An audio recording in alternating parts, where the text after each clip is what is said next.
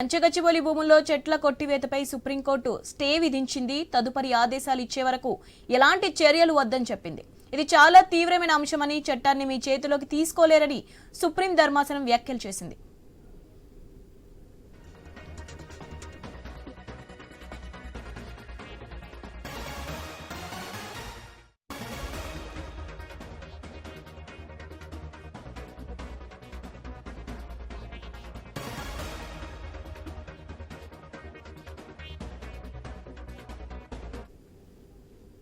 కంచెగచ్చిబౌలి భూముల్లో చెట్ల కొట్టివేతపై supreme court stay విధించింది. తదుపరి ఆదేశాలు ఇచ్చే వరకు ఎలాంటి చర్యలు వద్దని చెప్పింది.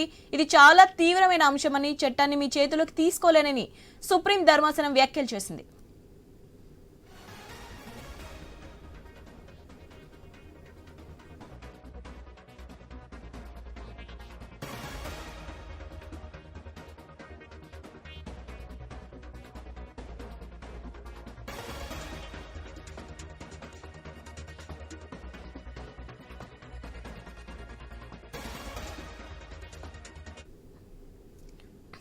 కంచెగచ్చిబౌలి భూముల్లో చెట్ల కొట్టివేతపై సుప్రీంకోర్టు స్టే విధించింది. తదుపరి ఆదేశాలు ఇచ్చే వరకు ఎలాంటి చర్యలు వద్దని చెప్పింది. ఇది చాలా తీవ్రమైన అంశమని, చట్టాన్ని మీ చేతిలోకి తీసుకోలేరని సుప్రీం ధర్మాసనం వ్యాఖ్యలు చేసింది. ఈ ఉదయం కూడా ఉన్నపలంగా కంచెగచ్చిబౌలి భూములను పరిశీలించి నివేదిక పంపాలని తెలంగాణ హైకోర్టు రిజిస్టర్ను ఆదేశించింది. తెలంగాణ హైకోర్టు రిజిస్టర్తో పాటు సీఎస్ కు కీలక ఆదేశాలు పంపించింది. కంచెగచ్చిబౌలి భూముల విషయంలో అసలేం జరుగుతోంది, విద్యార్థుల వాదనతో పాటు ప్రభుత్వ నిర్ణయాన్ని తెలియజేయాలని సుప్రీంకోర్టు స్పష్టం చేసింది. వెంటనే మధ్యంతర నివేదిక పంపాలని ఆదేశించింది. Justice Gavai, justice Augustine George ధర్మాసనం హెచ్సియు భూములపై విచారణ చేపట్టింది.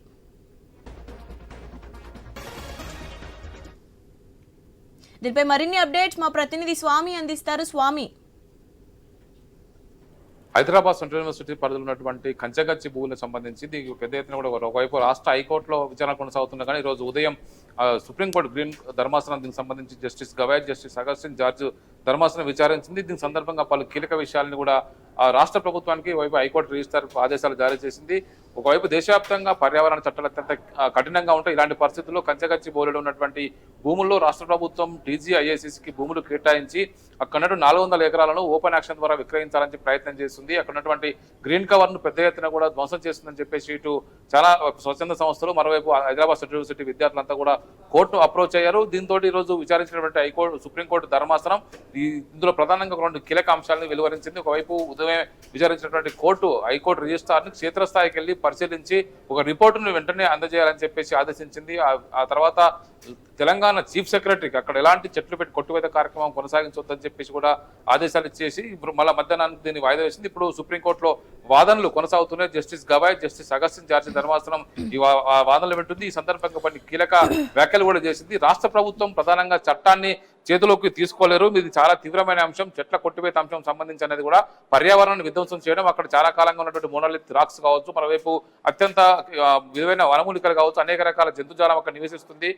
లేళ్లు, జింకలు, అదేవిధంగా నెమలు లాంటి పక్షులు పెద్ద ఎత్తున అక్కడ ఉన్నాయి. వాటిని పూర్తిగా అక్కడి నుంచి తరిమివేసే విధంగా పూర్తి 400 ఎకరాల్లో 10ల సంఖ్యలో బుల్డోజర్లు, ఒకవైపు అనేక చాలా ఎక్విప్మెంట్స్ ఉపయోగించి వాటిని మొత్తం చెట్ల విధ్వంసం చేస్తున్నారని చెప్పేసి కూడా విద్యార్థులు ఆందోళన వ్యక్తం చేస్తున్నారు.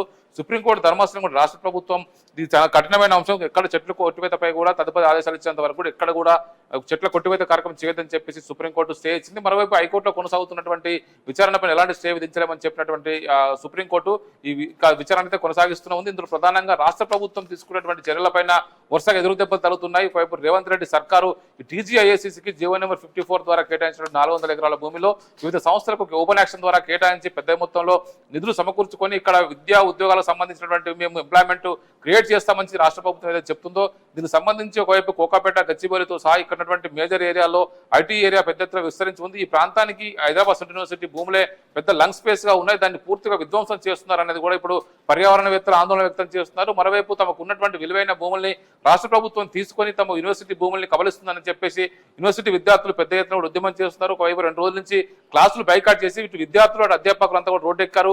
ఒకవైపు పోలీసులు అక్కడ పెద్ద ఎత్తున కూడా లోపలికి ఎవరు వెళ్ళనీయకుండా పూర్తిగా హైదరాబాద్ సెంట్రల్ యూనివర్సిటీ గేట్లన్నీ మూసివేసి కేవలం ఆథరైజ్ వ్యక్తులు లోపల పంపిస్తున్నారు. లోపల వెళ్ళినటువంటి విద్యార్థులు చాలా మంది కూడా ధర్నాలు చేస్తున్న వారిపై లాఠీ చార్జ్ చేస్తున్నారు. పలు విద్యార్థి సంఘాలు బయట నుంచి యూనివర్సిటీని ముట్టడించడం కోసం ప్రయత్నం చేస్తున్నాయి. ఈ నేపథ్యంలో ఒకవైపు రాష్ట్ర ప్రభుత్వానికి వరుసగా ఎదురుదెబ్బలు తగ్గుతారని చెప్పుకోవచ్చు. రాష్ట్ర హైకోర్టు కూడా మొత్తం స్టే విధించింది. అక్కడ ఎలాంటి చెట్టు కొట్టివేత కార్యక్రమం కావచ్చు, భూమిని చదును చేసే కార్యక్రమం విధించొద్దని చెప్పేసి చేయొద్దని చెప్పేసి ఆదేశించింది. ఒకవైపు ఈ నెల 7వ తేదీన హైకోర్టు విచారిస్తుందని చెప్పిన నేపథ్యంలోనే సుప్రీంకోర్టు ఈ రోజు దేశ సర్వోన్నత న్యాయస్థానం ఈ రోజు justice Gavai, justice Augustine George ధర్మాసనం విచారణ కొనసాగిస్తుంది. దేశంలో ఒకవైపు అనేక రకాల గ్రీన్ కవర్ సంబంధించినటువంటి విధ్వంసం పైన పర్యావరణ చట్టాలు కఠినంగా ఉంటాయి. సుప్రీంకోర్టు కూడా దీన్ని సీరియస్ గా తీసుకున్నట్టుగా మనకు స్పష్టంగా అర్థమవుతుంది. ఈ రోజు ఉదయం సుప్రీంకోర్టు అప్రోచ్ అయినటువంటి న్యాయవాదులు వెంటనే సుప్రీంకోర్టు కేసులో ఉన్నటువంటి సివియారిటీని పరిశీలించి వెంటనే ఒకవైపు విచారణ మొదలుపెట్టింది. ఆ తర్వాత పలు ఆదేశాలు జారీ చేసి మధ్యాహ్నం 3 తర్వాత మరోసారి ఇప్పుడు విచారణ కొనసాగిస్తుంది. విచారణ కొనసాగిస్తున్న క్రమంలోనే రాష్ట్ర ప్రభుత్వానికి 2 కీలక సూచనలు చేసింది. ఎక్కడ కూడా రాష్ట్ర ప్రభుత్వం చట్టాన్ని తమ చేతిలోకి తీసుకోవద్దు, రాష్ట్ర చీఫ్ సెక్రటరీ ఎక్కడ కూడా చట్ట నాగరికత కార్యక్రమం కావచ్చు, భూమిని చదును చేసే కార్యక్రమానికి పాల్పడొద్దని చెప్పేసి కూడా ఆదేశాలు ఇచ్చింది. మరోవైపు తదుపరి ఆదేశాలు వచ్చేంత వరకు కూడా అక్కడ ఎలాంటి కార్యక్రమాలు చేయొద్దని చెప్పేసి కూడా సుప్రీంకోర్టు ఒకవైపు ఇప్పటికే ఆదేశాలు జారీ చేసింది. మొత్తానికైతే రాష్ట్ర ప్రభుత్వానికి ఈ భూముల విషయం సంబంధించి ఒకవైపు బయట రాజకీయంగా ఎదురుదెబ్బ తగ్గుతుంటే ఇప్పుడు లీగల్ గా కూడా ఒకటి హైకోర్టులో కావచ్చు, సుప్రీంకోర్టులో కావచ్చు, దీనికి సంబంధించి ఇక విచారణ కొనసాగుతూనే ఉంది. ఈ క్రమంలోనే సుప్రీంకోర్టు ఇచ్చినటువంటి ఆదేశాలు కొంత రాష్ట్ర ప్రభుత్వానికి ఇబ్బందికర పరిణామంగా మనం చెప్పుకోవచ్చు. ఒకవైపు ఈ భూమిని 400 ఎకరాల భూమిని ఓపెన్ యాక్షన్ పెట్టి తెలంగాణ ఇండస్ట్రియల్ ఇన్ఫ్రాస్ట్రక్చర్ కార్పొరేషన్ ద్వారా ఓపెన్ యాక్షన్ చేసి నిధులు సమకూర్చుకోవాలనుకున్నటువంటి రాష్ట్ర ప్రభుత్వానికి ఇది కొంత ఎదురుదెబ్బగానే చెప్పుకోవచ్చు. మరోవైపు దీనికి దాదాపుగా గత 20 సంవత్సరాలుగా న్యాయ పోరాటం తర్వాతనే ఈ భూములు రాష్ట్ర ప్రభుత్వం దక్కాయని చెప్పి రాష్ట్ర ప్రభుత్వం చెప్తుంది. కానీ హైదరాబాద్ సెంట్రల్ యూనివర్సిటీ విద్యార్థులు తమకు ఇచ్చినటువంటి భూముల విషయంలో బదలాయింపు చేయకుండానే అక్కడ ఎకలాజికల్ విధ్వంసానికి పాల్పడుతున్నారు. అక్కడ ఉన్నటువంటి ఒకవైపు అనేక జీవజాలం కావచ్చు, జంతుజాలం, అదేవిధంగా విలువైన వృక్ష సంపద ఉంది. మనవైపు పెద్ద ఎత్తున రాక్స్ గార్డెన్స్ ఉన్నాయి. అక్కడ వాటన్నింటిని కూడా తొలగించడం కోసం బుల్డోజర్లు, మరోవైపు జేసీబీలు ఉపయోగించి చదును చేస్తున్నారని చెప్పేసి కూడా విద్యార్థులు వైపు ఆందోళన కొనసాగిస్తున్నారు. దీనికి సంబంధించి రాజకీయంగా కూడా మరోవైపు బీఆర్ఎస్, బీజేపీ, సిపిఎం పార్టీలు వరుసగా రాష్ట్ర ప్రభుత్వం పైన ఒత్తిడి పెంచే ప్రయత్నం చేస్తున్నాయి. ఒక అడుగు ముందుకేసి భారత రాష్ట్ర సమితి వర్కింగ్ ప్రెసిడెంట్ కేటీఆర్ మేము వచ్చే 3 సంవత్సరాల్లో మేమే అధికారంలోకి వస్తాము, ఈ భూములకు సంబంధించి ఎవరు ఓపెన్ యాక్షన్ లో కొన్నా కూడా ఖచ్చితంగా వాటిని మేము మళ్ళీ వెనక్కి తీసుకుంటాము, ఎవరు కూడా వీటిని జోలికి రావద్దు, వీటిని ఎవరు కొనొద్దు, ఆ తర్వాత మేము అధికారం మళ్ళీ వచ్చిన తర్వాత కేసీఆర్ ప్రభుత్వంలో దీన్ని ఒక వరల్డ్ క్లాస్ ఏకో పార్క్ గా తీర్చిదిద్దుతాము, దీనికి ఒక లంగ్ స్పేస్ గా మారుస్తామని చెప్పేసి కూడా ఆయన ఇప్పటికే ఒక మీడియా ప్రకటన జారీ చేశారు. మీడియాతో మాట్లాడారు. మరోవైపు భారతీయ జనతా పార్టీ కూడా కేంద్రంలో అధికారంలో ఉన్నది. ఒకవైపు కేంద్ర మంత్రి ఒకవైపు కిషన్ రెడ్డి, మరోవైపు బండి సంజయ్ ఇప్పటికే కేంద్ర మంత్రులు ధర్మేంద్ర ప్రధాన్, భూపేంద్ర యాదవ్ ని కలిసి ఈ భూములకు సంబంధించి ఒకవైపు ధర్మేంద్ర ప్రధాన్ సంబంధించి ఒకవైపు వారి మానవ వనరుల శాఖ తరఫున హెచ్సి భూములకు సంబంధించిన విషయంలో ఒకవైపు దానికి సంబంధించి విచారించాలని చెప్పేసి ఒకవైపు ప్రభుత్వాన్ని కోరుతున్నారు. మరోవైపు ఇటు అటవీ శాఖ సంబంధించినటువంటి రాష్ట్ర అటవీ శాఖ డిపార్ట్మెంట్ కూడా యాక్చువల్ రిపోర్ట్ ఇవ్వాలని చెప్పేసి కూడా కేంద్ర అటవీ శాఖ మంత్రి భూపేంద్ర యాదవ్ రాష్ట్ర ప్రభుత్వానికి ఒక రిపోర్ట్ ఇవ్వాలని చెప్పేసి ఆదేశాలు ఇచ్చారు. మొత్తానికైతే అన్ని వైపుల నుంచి కూడా రాష్ట్ర ప్రభుత్వం అటాక్ మొదలైంది. మరోవైపు విద్యార్థులు పెద్ద ఎత్తున కూడా ఉద్యమం చేస్తున్నారు. దేశవ్యాప్తంగా అనేక ప్రాంతాల నుంచి తరలి వచ్చేటువంటి విద్యార్థులంతా కూడా అక్కడ ఒకవైపు వివిధ కోర్సులు అభ్యసిస్తూ ఉంటున్నారు, రీసెర్చ్ లో పాల్గొంటూ ఉంటారు. వాళ్ళంతా కూడా అక్కడ ఉన్నటువంటి ఎకలాజికల్ బ్యాలెన్స్ ని కాపాడాలని చెప్పేసి ఉద్యమం చేస్తుంటే వారికి పర్యావరణవేత్తలు తోడారు, దానితో రాజకీయ పార్టీలు కూడా కలిసి వస్తున్నాయి. ఈ నేపథ్యంలో ఇప్పుడు సుప్రీంకోర్టు కలగజేసుకొని దీనికి సంబంధించిన విషయంలో తదుపరి ఆదేశాలు ఇచ్చేంత వరకు ముందుకు వెళ్ళొద్దని చెప్పి సూచించడం కూడా రాష్ట్ర ప్రభుత్వానికి కొంత ఒకవైపు ఇబ్బందికర పరిణామంగా చెప్పుకోవచ్చు. శివాని, గవర్నమెంట్ కి షాకింగ్ న్యూస్ అని చెప్పుకోవచ్చా? అంటే మీరు అన్నట్టు ప్రధానంగా గవర్నమెంట్ కూడా దీనికి సంబంధించి ముందుకు వెళ్ళాలని మొదటి నుంచి భావిస్తుంది. రాష్ట్ర మంత్రులు బట్టి విక్రమార్క, మరోవైపు శ్రీధర్ బాబు హైదరాబాద్ సెంట్రల్ యూనివర్సిటీ విద్యార్థుల గతంలో చదువుకుని బయటకు వచ్చిన వారే వారికి సంబంధించిన విషయంలో వారు మొన్న విద్యార్థులతో మాట్లాడిన విషయం పైన కూడా విద్యార్థి సంఘాలు ఆగ్రహం వ్యక్తం చేస్తున్నాయి. మరోవైపు ప్రొఫెసర్ అరగోపాల్ లాంటి వారు గతంలో సుదీర్ఘకాలంగా హైదరాబాద్ సెంట్రల్ యూనివర్సిటీలో పనిచేసినటువంటి అనుభవం ఉన్నటువంటి వారు అధ్యాపకులు, ఆచార్యులు, వాళ్ళు కూడా దీనికి సంబంధించిన భూముల విషయంలో యాక్చువల్ రిపోర్టుకు సంబంధించి రాష్ట్ర ప్రభుత్వం చెప్తున్న దానికి అక్కడ ఉన్నటువంటి వాస్తవ పరిస్థితికి విరుద్ధంగా ఉందని చెప్పేసి కూడా వారందరూ ఆరోపణలు చేస్తున్నారు. రాష్ట్ర ప్రభుత్వం ఏదైతే ఒకవైపు ఇటు తెలంగాణ గత బీఆర్ఎస్ సర్కార్ హయాంలో ఫార్మాసిటీ పేరుతోటి 14,000 ఎకరాలని వివిధ ప్రాంతాల్లో సేకరించి హైదరాబాద్ ఈస్ట్ సైడ్ ఒకవైపు పెద్ద ఎత్తున సేకరించి పెట్టారు. అక్కడ కావాలంటే రాష్ట్ర ప్రభుత్వం వివిధ రూపాల్లో యాక్షన్ వేసి పెద్ద ఎత్తున నిధులు సమకూర్చుకోవచ్చు, వివిధ సంస్థలు కేటాయించవచ్చు. కానీ ఒకవైపు హైదరాబాద్ కు, జూబ్లీహిల్స్ కు, బంజారాహిల్స్ కు, కేబీఆర్ పార్క్ ఏ విధంగా అయితే మంచి లంగ్ స్పేస్ గా ఉందో అదేవిధంగా ఇప్పుడు గచ్చిబౌలికి, కొండాపూర్కు, మరోవైపు ఇటు కోకాపేట ప్రాంతాలకు, ఇటు హైదరాబాద్ సెంట్రల్ యూనివర్సిటీ ప్రధానంగా లంగ్ స్పేస్ దీన్ని పూర్తిగా విధ్వంసం చేస్తే ఈ ప్రాంతం అంతా కూడా పూర్తిగా కాంక్రీట్ జంగిల్ గా మారుతుంది, ఇక్కడ ఉన్నటువంటి పర్యావరణం దెబ్బతింటుంది అనేది కూడా వాళ్ళంతా ఆందోళన వ్యక్తం చేస్తారు.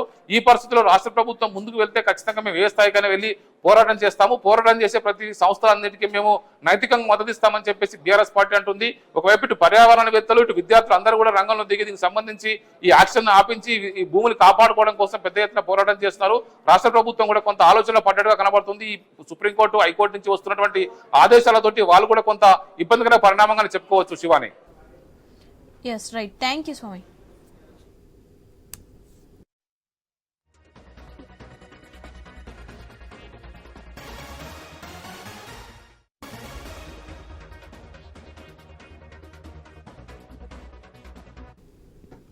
కంచెగచ్చిబౌలి భూముల్లో చెట్ల కొట్టివేతపై సుప్రీంకోర్టు స్టే విధించింది. తదుపరి ఆదేశాలు ఇచ్చే వరకు ఎలాంటి చర్యలు వద్దని చెప్పింది. ఇది చాలా తీవ్రమైన అంశమని, చట్టాన్ని మీ చేతిలోకి తీసుకోలేరని సుప్రీం ధర్మాసనం వ్యాఖ్యలు చేసింది. ఈ ఉదయం కూడా ఉన్నపలంగా కంచెగచ్చిబౌలి భూములను పరిశీలించి నివేదిక పంపాలని తెలంగాణ హైకోర్టు రిజిస్టర్ను ఆదేశించింది. తెలంగాణ హైకోర్టు రిజిస్టర్తో పాటు సిఎస్కు కీలక ఆదేశాలు పంపింది. కంచెగచ్చిబౌలి భూముల విషయంలో అసలు ఏం జరుగుతోంది, విద్యార్థుల వాదనతో పాటు ప్రభుత్వ నిర్ణయాన్ని తెలియచేయాలని సుప్రీంకోర్టు స్పష్టం చేసింది. వెంటనే మధ్యంతర నివేదిక పంపాలని ఆదేశించింది. Justice Gavai, justice Augustine George ధర్మాసనం హెచ్సియు భూములపై విచారణ చేపట్టింది.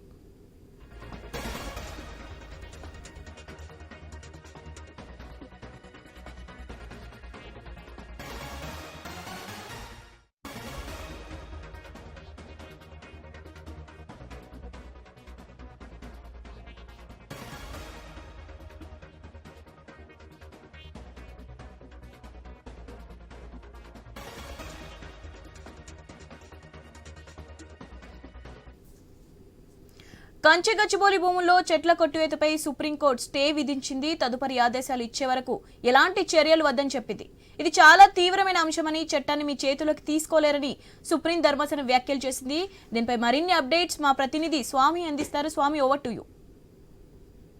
శివాని, ఈ కేసుకు సంబంధించి కేసును సుప్రీంకోర్టు చాలా సీరియస్ గా తీసుకున్నట్టు కనబడుతుంది. Justice Gavai, justice Augustine George ధర్మాసనం దీన్ని మేము సుమోటంగా తీసుకున్నాం. ఒకవైపు దీనికి సంబంధించిన నిపుణుల కమిటీ వేసి 4 రోజులలోపు రిపోర్ట్ ఇవ్వాలని చెప్పేసి కూడా ఆదేశాలు ఇచ్చింది. ఇప్పటికే అక్కడ జరిగినటువంటి విధ్వంసం పైన దాదాపు హైకోర్టు రిజిస్ట్రార్ ఇచ్చినటువంటి ఒకవైపు రిపోర్టులో దాదాపుగా 100 ఎకరాల మేరకు రాష్ట్ర ప్రభుత్వం అందులో ఆ గ్రీన్ కవర్ ను కట్ చేసి పూర్తిగా చదును చేసినట్టుగా కూడా తెలుస్తుంది. మరోవైపు దీని కేసును నెల 16వ తేదీకి వాయిదా వేసినట్టుగా సుప్రీంకోర్టు ఒకవైపు తెలిపింది. ఒకవైపు justice Gavai, justice Augustine George ధర్మాసనం దీన్ని మేము సుమోటోగా తీసుకున్నాము. ఈ దేశవ్యాప్తంగా జరుగుతున్నటువంటి ఇష్యూలో ఒకవైపు అక్కడ జరుగుతున్నటువంటి గ్రీన్ కవర్ నష్టంకు సంబంధించి ఇప్పటికే ఒక కమిటీని వేసి కమిటీ ద్వారా ఒకవైపు 4 రోజుల లోపు పూర్తి స్థాయి నివేదిక తెప్పించుకోవాలి, రిపోర్ట్ ఇవ్వాలని చెప్పేసి ఆదేశాలు చేసింది. ప్రతివాదిగా రాష్ట్ర చీఫ్ సెక్రటరీని ప్రతివాదిగా చేర్చింది. దీనికి సంబంధించి ఇప్పటికే అక్కడ ఎలాంటి నిర్మాణ కార్యక్రమాలు కావచ్చు, ఎక్కడ చెట్లు కొట్టివేత కార్యక్రమాలు కావచ్చు, ఎలాంటి అక్కడ ఉన్నటువంటి భూములు చదువు చేసే కార్యక్రమం సంబంధించి ఎలాంటి చేపట్టొద్దని చెప్పేసి స్టేటస్ ఒకవైపు స్టే విధించింది. మొత్తానికైతే సుప్రీంకోర్టు ఈ కేసును సుమోటోగా తీసుకొని ఒకవైపు సంచలనం సృష్టించింది. దేశవ్యాప్తంగా గ్రీన్ కవర్ సంబంధించిన విషయంలో, అటవీ పర్యావరణ చట్టాల విషయంలో కొంత సీరియస్ గా ఉంటుంది. ఒకవైపు గ్రీన్ కవర్ ను ఎక్కడ చెట్లు నరికివేత విషయంలో కావచ్చు పూర్తి స్థాయిగా అధ్యయనం చేసిన తర్వాతనే అక్కడ ఉన్నటువంటి పర్యావరణ అంశాలు అన్ని రకాల పరిణలోకి తీసుకున్న తర్వాతనే ఆ భూముల్ని ఒకవైపు ఇతర వాణిజ్య అవసరాలకు వాడుకోవడం కోసం ఒకవైపు ప్రభుత్వం దానికి సంబంధించినటువంటి నివేదిక వచ్చిన తర్వాతనే మార్చాలనేది కూడా పర్యావరణ వ్యక్తులు పదే పదే చెప్తూ ఉంటారు. ఇప్పుడు టీజీఐఎస్సీ కేటాయించినటువంటి కంచెగచ్చి భూముల్లో ఖచ్చితంగా ఎక్కడ కూడా అలాంటి నివేదిక రాలేదు, ఖచ్చితంగా ప్రభుత్వం కూడా అలాంటి ప్రయత్నం చేయలేదని కూడా ఇక్కడ స్పష్టంగా అర్థమవుతుంది. సుప్రీంకోర్టు దీనిలో సుమోటోగా తీసుకొని విచారించడమే ఇప్పుడు ఇక్కడ కొంత సీరియస్ గా అంశంగా మనం పరిగణించవచ్చు. ఒకవైపు విద్యార్థులు పెద్ద ఎత్తున కూడా దేశవ్యాప్తంగా ఆందోళన కొనసాగిస్తున్నారు. వారికి సంఘీభావంగా అనేక యూనివర్సిటీల్లో వారికి మద్దతు లభిస్తుంది. ఒకవైపు సోషల్ మీడియా ద్వారా ప్రధాన మీడియా సవంతులో కూడా పెద్ద ఎత్తున కూడా జరుగుతున్నటువంటి విషయాలు కూడా ఒకవైపు మీడియాలో చర్చకు వచ్చిన నేపథ్యంలో సుప్రీంకోర్టు దీన్ని స్పందించి ఒక సుమోటోగా తీసుకున్నట్టుగా మనకు అర్థమవుతుంది. జస్టిస్ గవాయ్ ఇప్పటికే చాలా కొన్ని కీలకమైన వ్యాఖ్యలు చేయడం జరిగింది.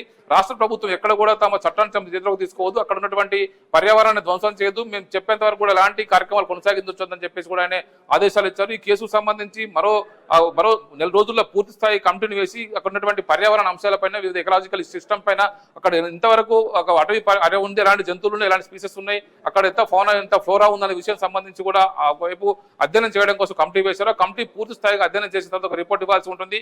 ఈ రోజు రాష్ట్ర హైకోర్టు జనరల్ రిజిస్ట్రార్ కు సుప్రీంకోర్టు ఉదయమే ఒక ఆదేశం ఇచ్చింది. మధ్యాహ్నం లోపు అక్కడ ఉన్నటువంటి వాస్తవ పరిస్థితిని అంచనా వేసి మాకు ఒక రిపోర్ట్ ఇవ్వాలని చెప్పేసి సుప్రీంకోర్టు చెప్పడంతో కూడా హైకోర్టు రిజిస్ట్రార్ అక్కడ పర్యటించి జరిగిన విధ్వంసం పైన నష్టం పైన ఒక 100 ఎకరాల మేర పూర్తిగా అక్కడ అటవీ ధ్వంసం జరిగిందని చెప్పేసి రిజిస్ట్రార్ చెప్పినట్టు తెలుస్తుంది. మొత్తానికి ఈ కేసులో రాష్ట్ర చీఫ్ సెక్రటరీని ప్రతివాదిగా చేర్చారు శివాని.